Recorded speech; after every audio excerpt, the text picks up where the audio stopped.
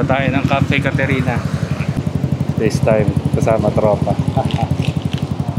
Second time to. Nawakas na tuloy din. Biglaan to. Galing na ito. No? Dahil Max po, nagiging po. Ha? Dahil Max po, nagiging po. Oo nga eh.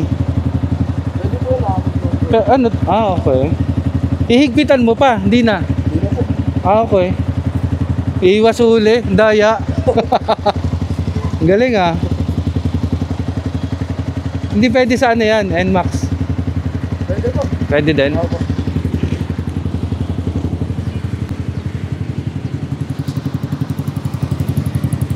Tayo na, sinususundan natin. Dire-diretso lang. Opo. Kaya sabihan ko si Paula. Sabi ko sa kanto na tayo magkikita ba?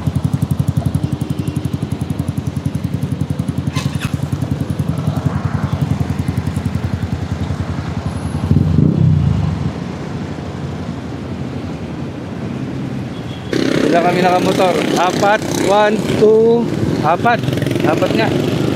Nice. Masasaya yung ganito, madami. Si Job naka-sniper, si Yuan naka-NMAX, si George naka-Gravis, and then tayo naka-Vespa. Okay. Masaya talaga. Marami kayo. Okay, again, ginagamit na naman natin yung smartwatch natin para sa navigation. 4.9 kilometers. Medyo malayo-layo pa yan. Isa natin kasama naka-sniper, feeling ko maiinip sa biyahe. Nakapag-Batangas na kasi siya eh. Diba, baka hatawan dun. Nagpa-gas muna yung lahat, full tank, para hindi na tayo maabirya sa daan. Kasama natin si La Paula. Kotse. Sayang di kasama lahat. Wala si Kuis Jerome. Well, si Kuis Jerome lang naman ang kulang. At saka si Kel. Yun. So, anong topic natin ngayon? Isang oras ulit gaya natin. So, ang angkas ni Yuan si Pem, girlfriend niya, nag-amono lang. Nasa unahan natin si ganda ng helmet oh. Si Job. Makasanay na sa kalsada itong mga to. Tayo, mga sumasabay lang din sa kanila. So, destination natin, Cafe Caterina.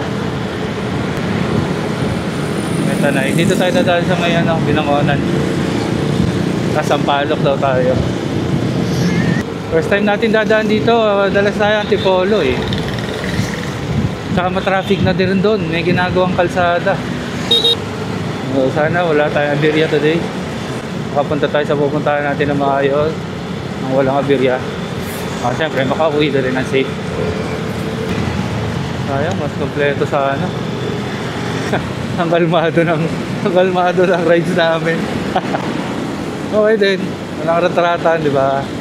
May mga kailangan. Naiwan na natin sila Paula, mga nakakotse. Bibilis sila. Naantay talaga tayo. Sa 16 na tayo pala, hindi natin napapansin. 7:01 na. Sabi, 2.7. Ang bilis din. Lugi kay Job. Lugi. Kalmado to eh. Naiwan na sila. Ang bilis. Habol tayo, habol. Ganda rin pala ng daan dito. Wala na yung dalawa.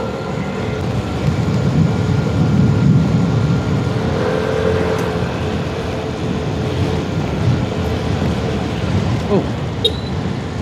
Make a slight left, then make a slight left. Suplado ni George. Wait lang. Hintayin natin sila. Make a slight left, then make a slight left. Make a slight left. Nauna ka eh. Suplado, di naman sin. Di mo sila nakita? Sila? Akala ko mga kailan tayo. Hindi, tatawagan ko lang. Doon. Oo. Ano, nag-waste ka? Oo, bakit? Ginagamit ko yung petal map sa Huawei eh. Naka-share yung location doon. Makikita mo kung nasaan kami doon. Saka ano naman si Dana? Nasaan na kayo? Nandyan na? Hindi, nandito sa Rotary. Nasaan na ba tayo, George?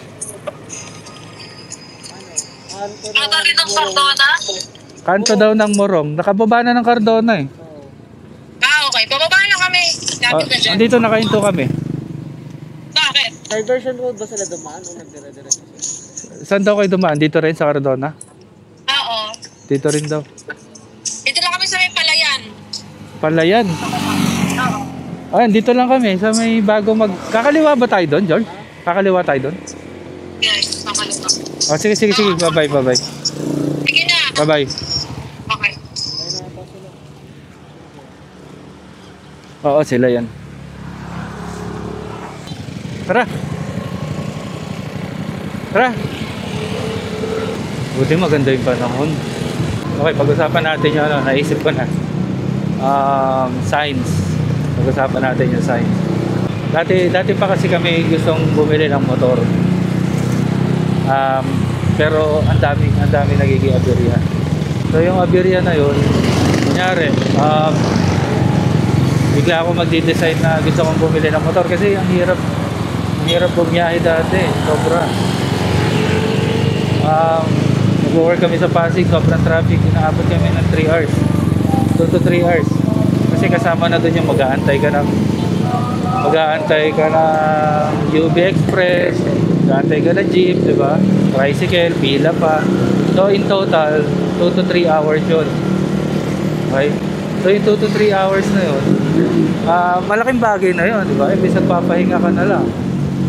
Papahinga ka na lang sa opisina, sa bahay, di ba? So nag-decide ako na bumili ng motor. Kaya lang, every time na bibili ako ng motor, nag-decide na bumili ng motor, pinapaalam ko kay Paula, bigla-bigla kaming nakakakita ng na-aksidente sa motor. So para sa amin, sign yun eh. Diba? Sinyalis yun na wag kang bibili ng motor. Or wag muna. Diba? Siguro, nung mga time na yun, wala pang pandemic nun. Siguro, kasagsagan ng mga kamote riders pa. Diba? So, siguro, pinagkaloob din ng ama, ito yung sign, wag muna. Diba? Tapos, decide din kami bumili ng sasakyan noon. Kahit second hand lang, di ba? Kahit gusto namin bumili, again, may mga aberya na naman at side. Hindi namin, pagka gano'n kasi, hindi namin pinipilit, di ba? Ayun, kasi the more na pinipilit mo, nakakaila experience na kami, the more na pinipilit mo kasi, pumapangit yung resulta, di ba? So better na ipagpaliban mo muna kasi may mga aberya at signs, di ba? Hindi naman nagmamadali eh. So mga ganung bagay, di ba? Basta pagka may gusto kayong bagay na bilhin or mga gagawin, tas maraming aberya, wag niyo ibaliwalain yung sign na yun. Kasi ilang beses ko na rin nagawa yun na kapag pinilit, yun, iba yung output. Malayo-layo pa tayo.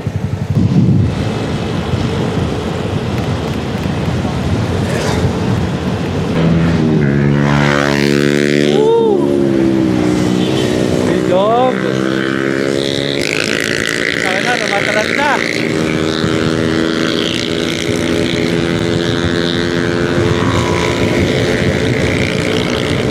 Meron sila. Sana tayo kahit di ka mabay. Kasi diretsuhan eh.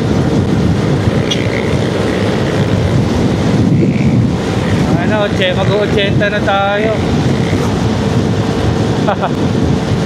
Mga loko talaga. Sana nakigilid yung luha ko. Bilis eh, nabibilisan na ako. 60 na, 60.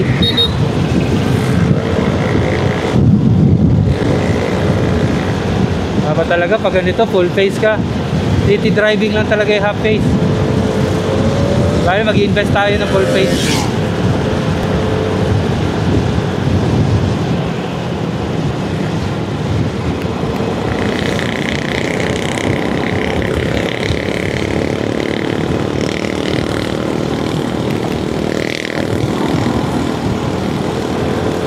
Hindi tayo nakapag-focus sa usapan natin. Balik tayo. Yun, yung mga senyales.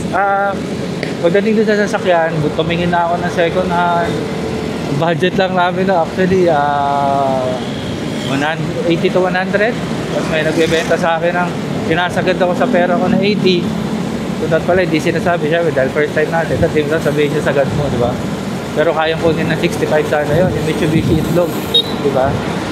So yun, kahit anong pilit, ang dami ko nang ini-scout na second hand na kotse. Pero hindi binibigay. Diba? Kasi may mga signs, hindi binibigay. Kasi para siguro, yung sinasabi ng ama sa amin na masakit sa ulo yan, masasayang yung buong kabuhayan nyo. Kasi nakakuha ko ata sa back pain. Parang gano'n, tsaka konting ipon. So sabi, siguro sinasabi na wag nyo nang kunin niya. Dahil pagkakuha niya, ubos na yung kabuhayan, wala na kayong bala para magpaayos ng kotse, ng sasakyan, diba? Kahit ko gusto namin magkaroon ng kotse, dahil nga ayaw ni Paula ng motor, nauuwi kami sa kotse para daw safe. Pero again, kahit traffic na naman. Pero at least mababawasan yung time na pila-pila, di ba? So yun, ang ending, hindi kami pinakuha ng kotse. For some reason, di ba? Hindi namin pinilit ulit. Naghintay lang kami. So, yun, ano na naman, tsaga-tsaga na naman kami sa commute, di ba? Pila ulit, ganyan. Hanggang sa nakasanayan na kailangan mamuhay, kailangan mabuhay, di ba? So, tatsagain yun. So, yun, ang nangyari, dumating yung pandemic, di ba? Nauso yung work from home. Kung nauso na yung work from home, nagintuan, di ko alam bakit. Anyway, balik tayo. So, hindi namin pinilit, di ba?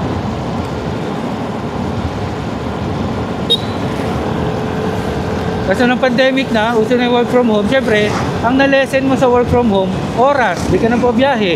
Pamasahe, hindi ka na po biyahe. Diba, malaking bagay. So hanggang sa nakaipon,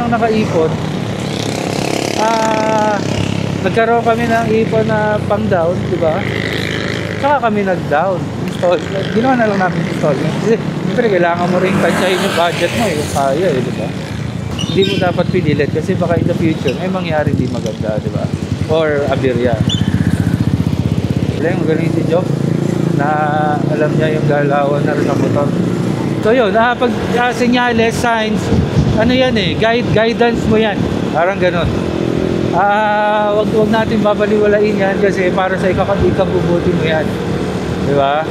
So ngayon, nagkaroon kami ng chance na bumili ng sasakyan.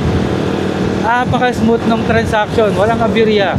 Tapos nung nag-decide kami na bumili na ng motor, di ba?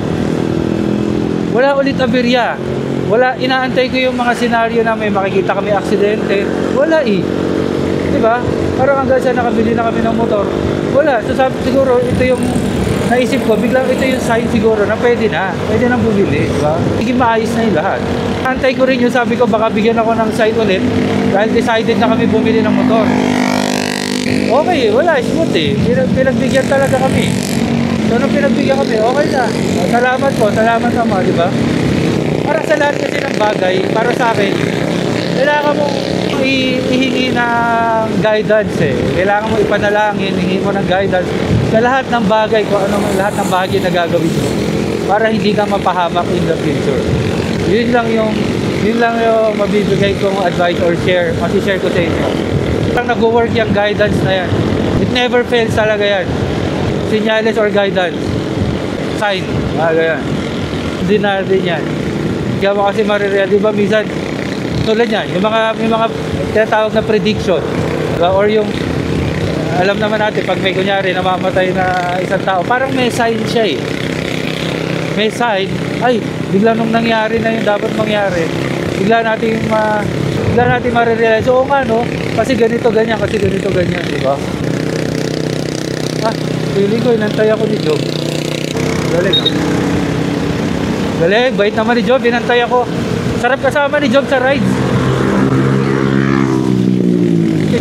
I-check ka niya. Kung nasaan ka. Galing. Sorry guys, nagbablog kasi ako eh. Nakapokus ako sa iniisip ko. Salamat, sarap! Sarap talaga may kasama. Diba? Ibahin natin yung topic. Kaya rin ako nag-enjoy na may kasama. Kasi unang-una, pag nasiraan ka, may kasama ka. May tutulong sa'yo. Pangalawa, tulad yan, nag-aantaya, diba? May aberya, may tutulong sa'yo. Tapos may kasama pa tayo nakakotse, diba? So, dapat ganun.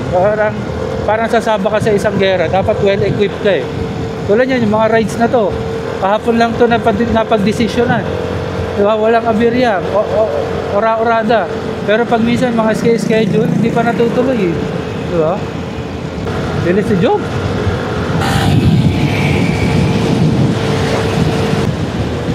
Ay, grabe. Ba't sila? Hindi sila natatakot. Lagi na lang tayo inaantay. Pagkasama sila talaga. Ano, takot ako magmabilis eh. Baka may aberya mo dyan, masemplang ka dyan, lagas ka dyan. Uy, ganda. Uy, ang taas, sa mataas sa part na kami. Ganda oh.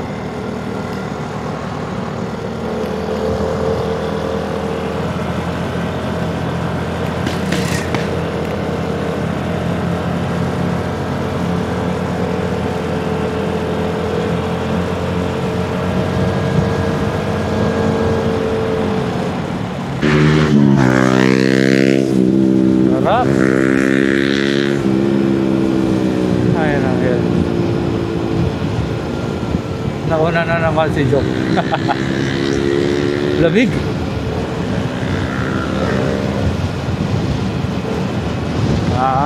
Okay. Para siya magsasabi kung may checkpoint. Galing. Oh, nakahabol na sila Paolo. Bilis. Oh, kapsat. Oh, malapit-lapit na. 2.4 pa. Layo pa to. BNK. Malapit na.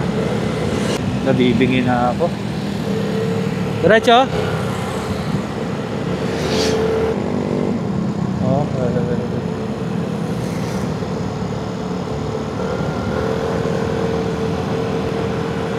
1.4. Doon na tayo. Turquesa. Konting oras na lang. Doon na tayo. Pabalik tayo. Layo.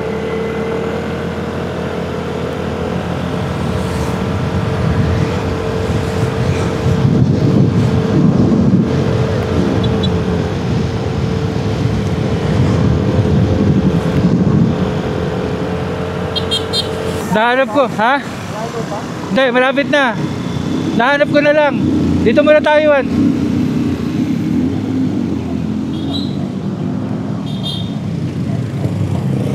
Doon ba? Sabi na eh. Tara.